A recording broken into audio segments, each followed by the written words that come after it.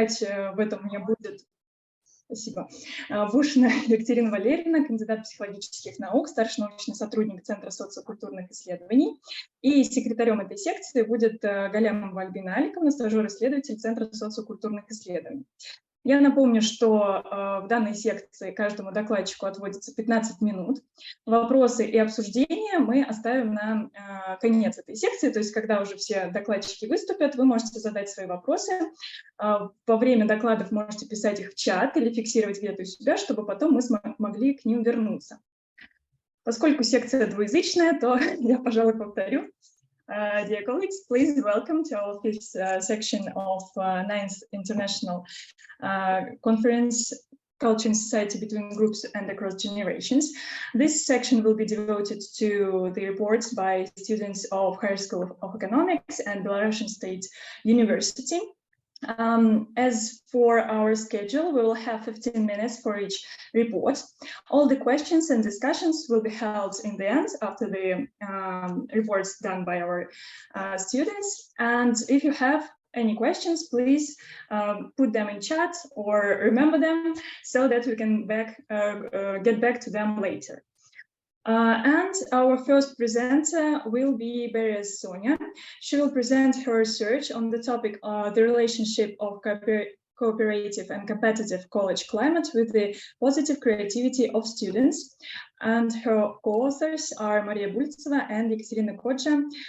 Both are part of Center for Sociocultural Research here in Higher School of Economics. Sonia, if you're ready, please, the floor is yours. We are very excited about your presentation. Yes, good afternoon. Yes, already. I hope you can hear me very well. Sorry if any connection issues interrupt the presentation. I'll share it now. I think you can see it. Yes. So everything should be in order. Thank you so much for introducing us. Here is the presentation of our topic, the relationship of cooperative and competitive college climate with the positive creativity of students. Well, I have to say that here we use the concept of creativity about all those ideas that are very innovative. And positive creativity is because the goal is very benevolent to create a better world, to say in resume, to make the best world. And so about college climate, university climate, all educational organizations strive to establish a positive climate in order to achieve educational goals and the development of their student skills and competences, including positive creativity.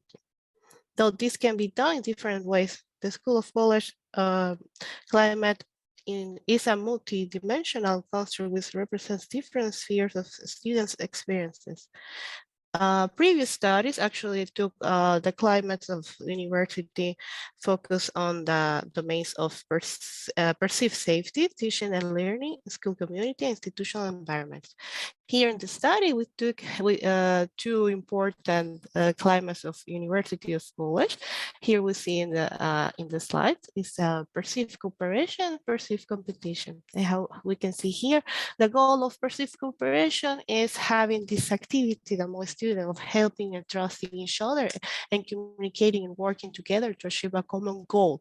So the students learn these skills.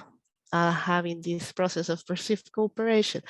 On the other hand, we have perceived competition, which is the desire to achieve mainly personal goals at the expenses of the well-being and goals of others. So yes, the students in this climate, they compete with each other in order to have their personal goal. So about previous studies, well, in the university environment, cooperation seems to see a significant positive predictor of students' creativity. On the other hand, cooperative does the opposite. It doesn't influence it. First, because cooperation stimulates holistic thinking and analysis of complex information. But competition can hinder creativity due to the fact that it is associated with greater egocentrism.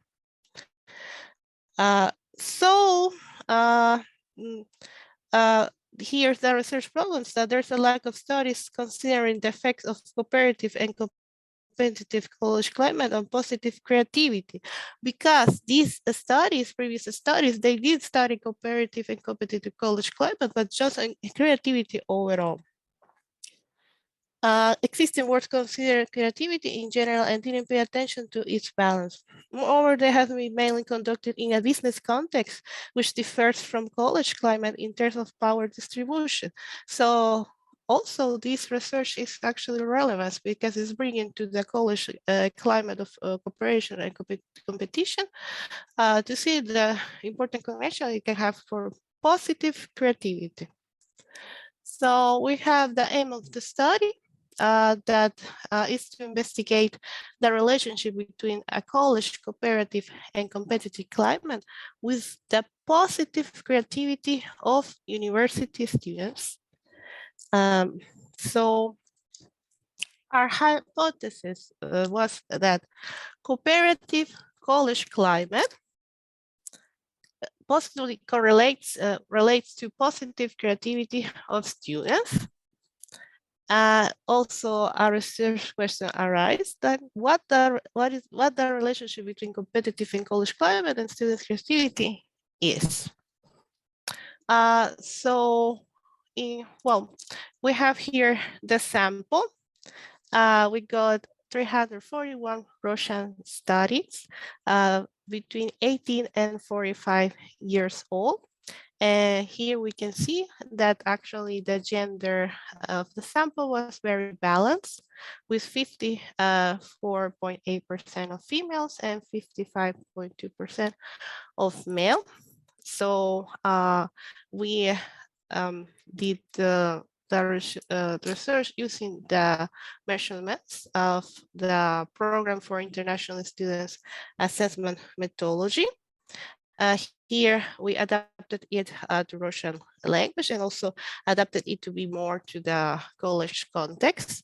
For example, for cooperation, we use like the following sentence, like students feel that they are encouraged to compare with others.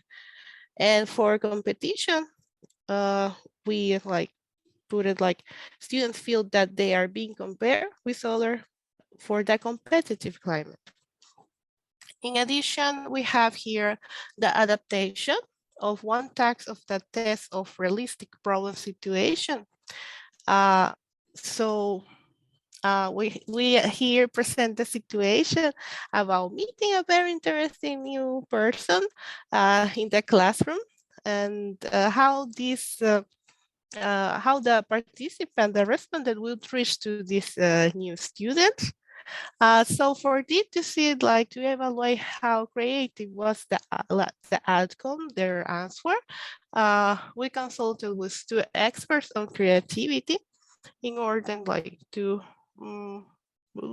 prove or reject our hypothesis. And going straight to the results, we see here that that actually, we had the hypothesis that corporate climate, university climate, was significant for positive creativity, but here in the result we see that actually it is not. But competitive climate actually is a very significant predictor for positive creativity. So we have here that the study revealed no relationship between college cooperative climate and positive creativity. Therefore, the hypothesis was rejected. While competitive climate turned out to be significantly positively related to the positive creativity of students. So what can we analyze from this outcome? In a competitive climate, actually, people are focused on achieving individual goals, and their rewards depend on individual performance. In this case, the search of a creative solution is aimed at coming up with more creative and complex idea that will distinguish this solution from others. A high positive level mark the best solution. In comparative settings, the focus is on working together to achieve a common goal. In other words, a cooperative climate is able to take part of individual responsibility for pro-social initiatives from people, while in a competitive climate, actually, pro-social activity remains individual responsibility for positive change directed towards individual goals. And this might explain the positive relationship between competitive climate with positive creativity, and not such a relationship for a cooperative climate. And the positive aspects was mainly focused only on the influence of a particular individual, not society in general. So as creativity might be represented in a various way and should be, And so, yes, I was talking here already about the limitations and future generations of the study. And well, basically, we focus more on like in the individual aspect. And yes, that's actually good that this actually research contributed with existing studies on college climate, taking into account cooperation and competition aspect. However, there's other dimensions that also should be taken into account. Furthermore, also we recommend like to do like interrelation dimensions altogether and check for the cumulative effects on creativity. And for future study, we also recommend to include individual social psychologist factors also in the model, like if that will be related to positive creativity. So in conclusion, the findings showed a positive relationship between the competitive university climate and the positive creativity of students.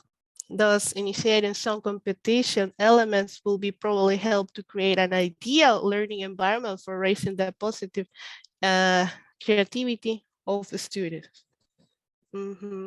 However, well, yes, both can help us the same. And yes, this is all, and thank you very much for listening. Thank you very much.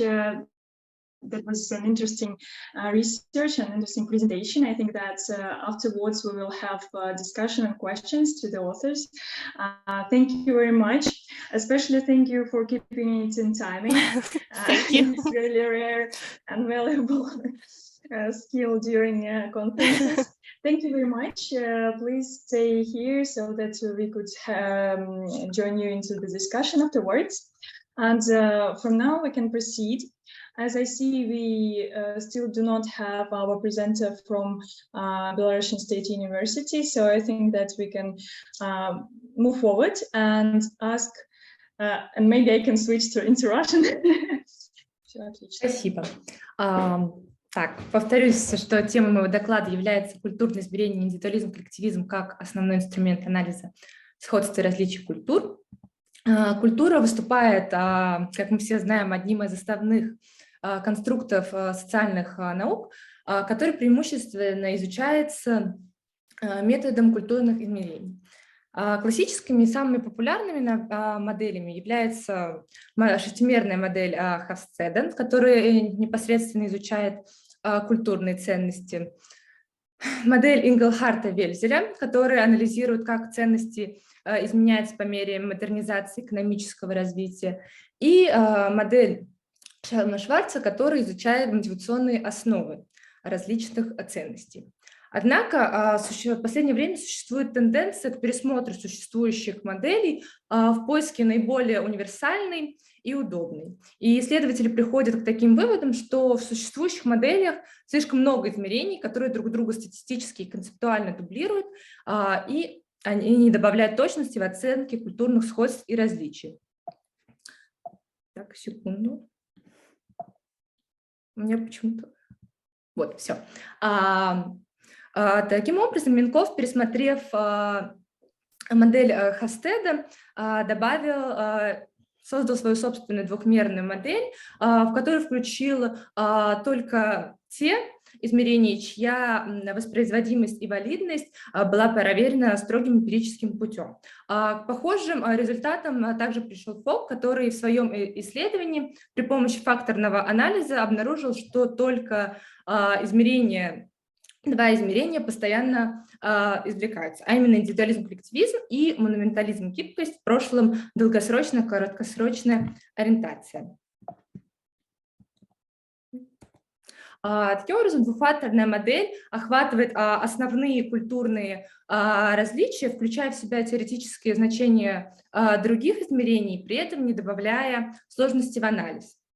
Индивидуализм-коллективизм отражает то, насколько индивид автономен или подчинен интересам группы, включая вопрос важности социальных ролей, наличие строгой иерархии внутри группы, гибкость и ментализм, готов ли индивид сдерживать свои естественные импульсы ради достижения желательных результатов, а также в отношении к прошлому и к будущему. И хотя модель двухмерная, на мой взгляд, измерение индивидуализм-коллективизм отражает гораздо больше культурных различий, так как он показывает взаимодействие людей друг с другом, а не индивидуальные стремления, как в случае гибкости и монументализма.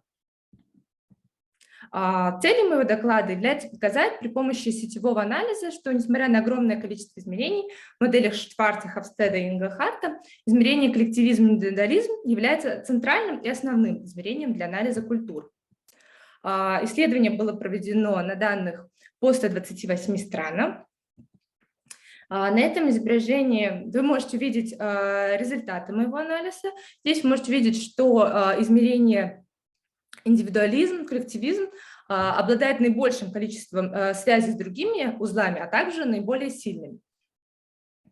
На следующем изображении вы можете видеть подробные результаты центральности, мер центральности сетевого анализа. Таким образом, 2 из 3 самых влиятельных узла является интеллектуальная автономия Шварца, которая является ближайшим аналогом индивидуализма-коллективизма, индивидуализма Хофстеда, а также сам индивидуализм.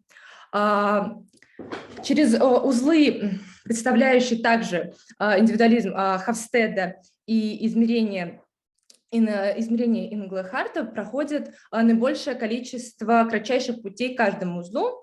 Положение узлов измерения модели Инглхарта может объяснить тем, что содержательно дихотомии ценностей этой модели помещаются между культурными измерениями Хофстеда и Шварца, таким образом, что каждая из этих дихотомий связана с 2 культурными измерениями Хофстеда и Шварца. Так, ценности выживания, самовыражения охватывают избегание неопределенности, консерватизм, аффективную автономию, маскулинность, феминность и мастерство, гармонию, в то время как рациональные традиционные ценности пересекаются с индивидуализмом, коллективизмом, интеллектуальной автономией и принадлежностью с одной стороны и с дистанцией власти, эгалитаризмом, иерархичностью с другой. Однако, несмотря на всю прогностическую силу этого измерения, оно часто подвергается такой критике. Его критикуют за излишнюю генерализацию, за детерминистский подход, свойственный на практике анализа индивидуализма, коллективизма, а также, что изучение кросскультурных различий по индивидуализму, коллективизму только в западных и восточноазиатских странах приводит к отрицанию культурных особенностей других регионов. На каждую из этих критик у меня есть свой ответ, что излишняя генерализация происходит во многом из-за того, что исследователи часто экстраполируют результаты одного уровня на все остальные. В целом нет ничего страшного исследовать индивидуализм и коллективизм на каждом из уровней, однако результаты должны анализироваться на том же уровне, на котором был концептуализирован конструкт. Основными уровнями анализа у нас является национальный культурный уровень, индивидуальный уровень, а также субкультурный уровень. Конечно, основные культурные различия охвата у нас происходят между регионами, однако есть те 10%, которые мы, как социальные исследователи, не можем игнорировать. Также эти результаты показаны в среднем, но есть такие страны, как Россия, где каждый регион друг от друга гораздо сильнее отличается, нежели чем во Франции. Идеальным выходом из этого является использование многоуровневых моделей, но также мне очень нравится подход, который предложил Callejas и его коллеги, использовать национальную культуру при помощи гравитационных полей, где ядром выступают средние показатели по стране, а носители культуры располагаются в непосредственной либо близости к ядру, либо на периферии. Тем самым те, кто находится на периферии, они хоть и сильно отличаются от средних значений, они все равно подвержены влиянию собственной национальной культуры. Следующая критика заключается в том, что его часто критикуют за детерминистский подход, например, что вот индивидуализм предсказывает обязательно модернизацию и благополучие. Однако, как мы все знаем, что изначально культурные ориентации формировались как адаптационные механизмы под влиянием определенной экологии. И если две группы решают одну проблему выживания, это не значит, что они будут также решать все остальные. Поэтому, хотя социальная психология уже давно признает влияние экологии на культуру, к сожалению, исследователи до сих пор часто это не учитывают в своих работах. Я не буду подробно останавливаться на каждом из факторов, которые бы стоило бы учитывать, только их перечислю.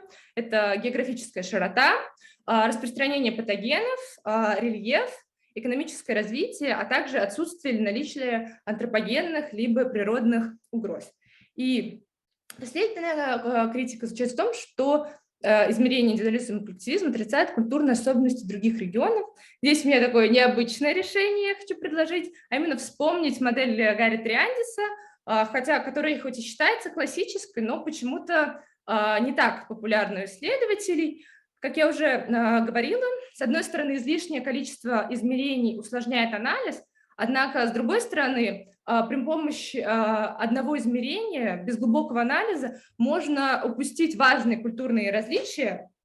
Например, Норвегия и США являются представителями индивидуалистического Запада. Однако вопросы кооперации и конкуренции, по вопросам конкуренции и кооперации, они занимают достаточно разные позиции.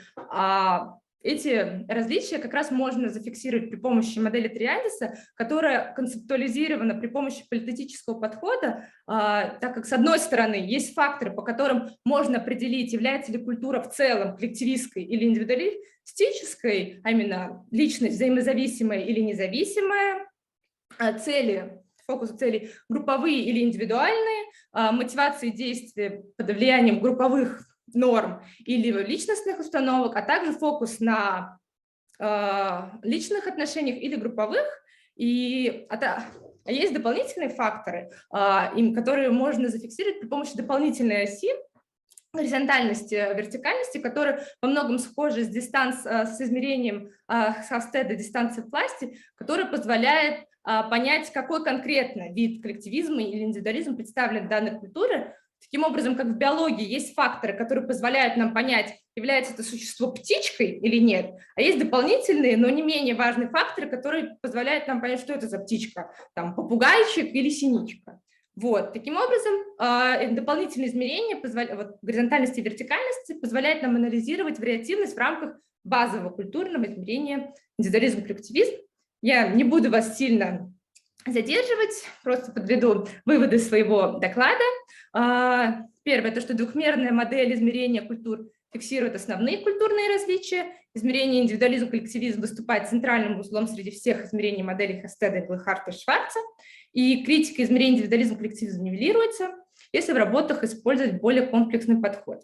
Более подробно этот доклад написан в статье, которая пока что еще не опубликована, которую мы делали вместе с Дмитрием. Если кому-то в будущем будет интересно, то предлагаю потом с ней ознакомиться. Вот. Спасибо за внимание.